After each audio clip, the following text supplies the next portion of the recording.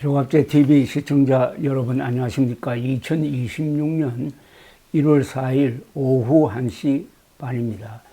저는 오늘 새벽 1시부터 트럼프 미국 대통령의 기자회견을 들었습니다. 약 1시간 동안 트럼프 대통령은 어제 있었던 베네수엘라 대통령 마두로 부부의 체포작전에 대해서 자랑을 쏟아 놓았습니다. 마치 웅변 대회에 나온 연사 같았습니다. 요지는 미국만이 할 수 있다. 미국 군사력은 세계에서 최고다.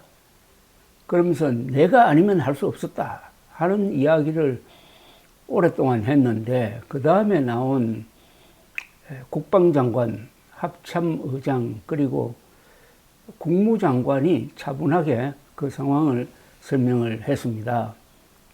첫 인상은 너무나 자랑이 심하구나 였습니다. 그리고 과연 이게 성공할 거냐 하는 의심을 자아냈습니다. 전술적으로는 정광석화와 같은 작전이었습니다. 미군은 한 사람도 죽지 않았습니다. 한 몇 명이 다쳤다고 합니다.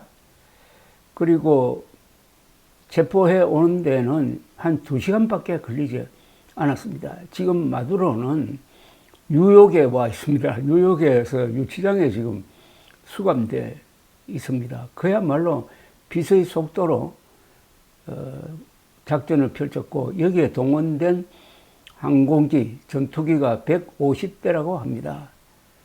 150대의 전투기, 그리고 직접 카라카스에 있는 마두로의 숙소로 진입을 해서 끌고 나오는 작전은 여러 대의 헬리콥터가 수행을 했고, 다른 비행기는 그 헬리콥터를 음호하고 또 헬리콥터에 중요한 정보를 제공하고 했는데, 마두로가 그냥 부부와 같이 침실에서 자다가 끌려 나왔다고 합니다.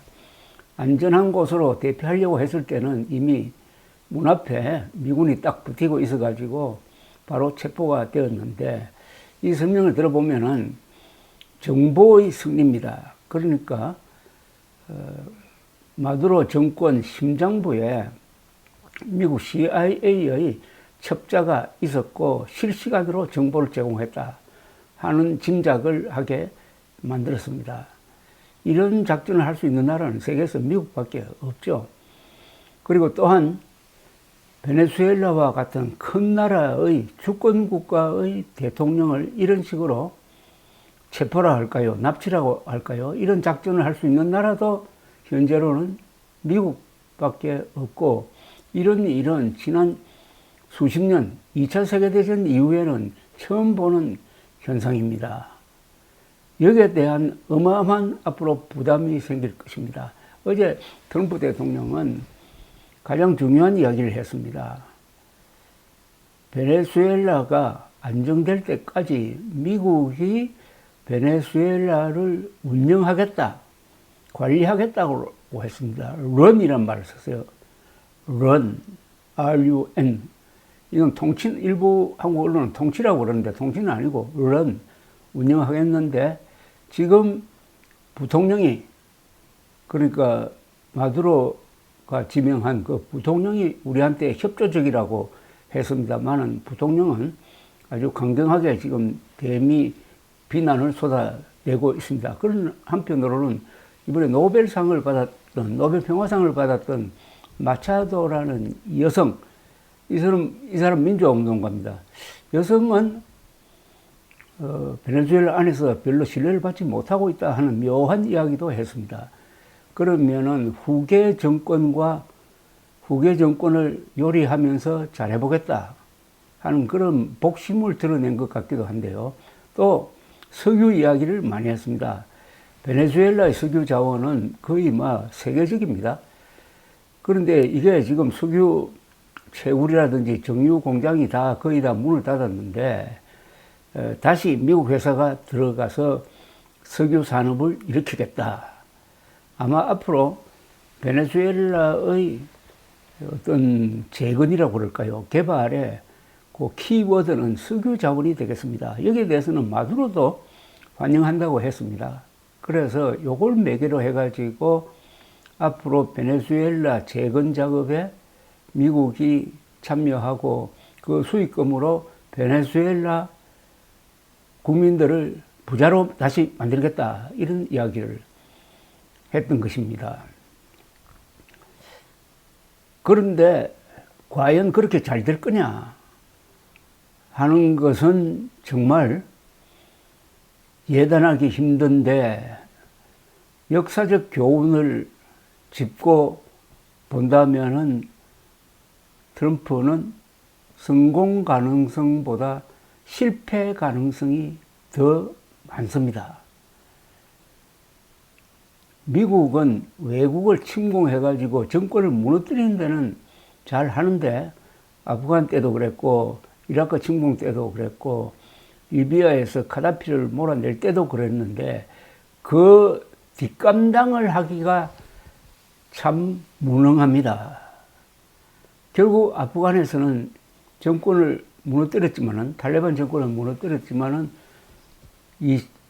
그 사이에 20년 동안 전쟁을 해가지고, 결국은 2021년에 탈레반이 다시 돌아와서 지금 탈레반 정권이 되고 말았습니다.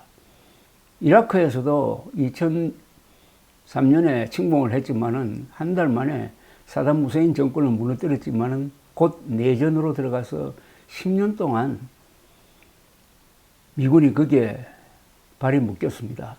그리고 리비아에서 카다피를 몰아내는 데는 성공을 했는데, 카다피가 죽고 나자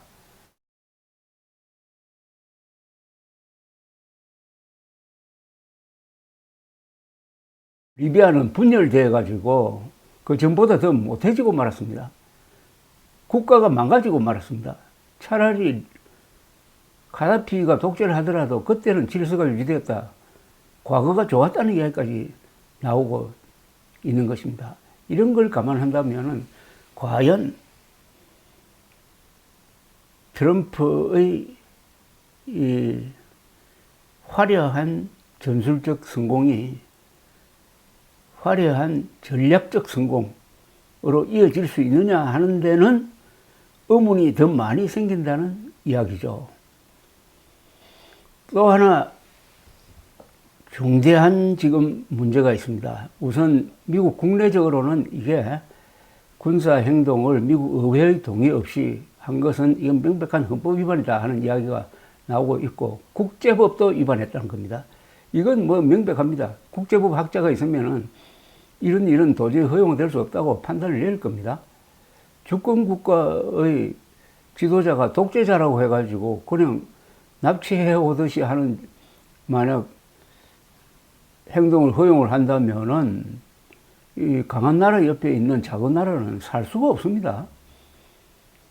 미국이 그런 모범을 보였다? 주권 국가의 대통령도 마음에 들지 않으면은 우리는 국내적으로 어떤 동의 절차 없이, 그리고 국제적인 제약을 무시하고 납치해 올 수 있다. 그러면은 제일 기분 좋아할 나라가 누구겠습니까? 중국하고 러시아 아니겠습니까? 러시아의 우크라이나 전쟁을 합리화해 주는 것이고, 중국의 대만 침공을 합리화해 주는 것이 될 것입니다. 이게 어떻게 보면 가장 큰 후유증이 아니냐 하는 생각이 듭니다. 그래서 어제 그 장황한 설명을 들으면서 정말 미국 군인들은 대단하다 하는 생각과 함께 트럼프는 정말 엄청난 모험을 했구나 하는 불안감도 같이 있었던 것입니다. 계속 이 문제를 한번 제가 다뤄보겠습니다. 감사합니다.